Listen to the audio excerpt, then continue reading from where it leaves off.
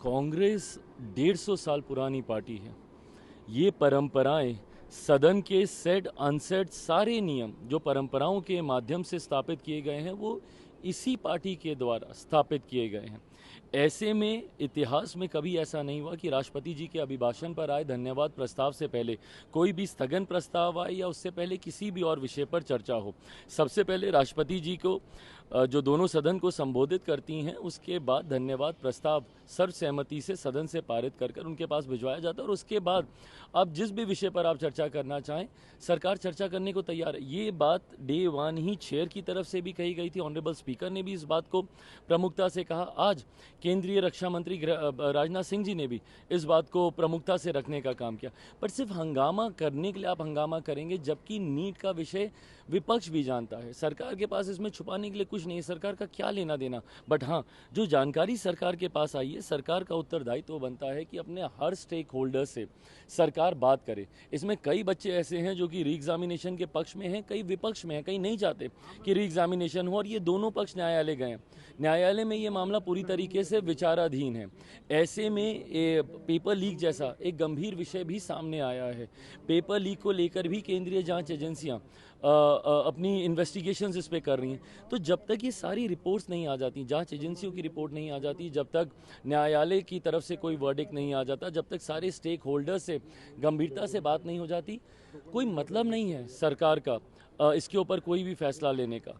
मैं इस बात को मानता हूँ और सरकार की तरफ से इस बात को पूरी गंभीरता के साथ मैं कह सकता हूँ कि सरकार सही समय पर छात्रों के हित में उनके भविष्य को मद्देनजर रखते हुए सही फैसला लेगी। सर, क्रिमिनल लॉ पर जिस तरीके से जो इम्प्लीमेंट आज से है उसको लेकर जो विपक्ष कह रहा है कि री एग्जामिन होना चाहिए, शशि थरूर ने बोला कि इस पर प्रॉपर डिस्कशन होना चाहिए था, मल्लिकार्जुन खड़गे ने बोला कि बुलडोजर जिस तरीके से प्रणाली लाई गई वो हम बिल्कुल भी लाने नहीं देंगे, तमाम तरीके की बातें कही गई उस पर। भाई, अंग्रेज़ों के ज़माने का कानून इनको चलेगा, बट अपने देश में बने हुए कानून जो कि पूरी चर्चा के साथ बनाए गए हैं, सारे पक्षों के विचारों को सुनकर बनाए गए हैं।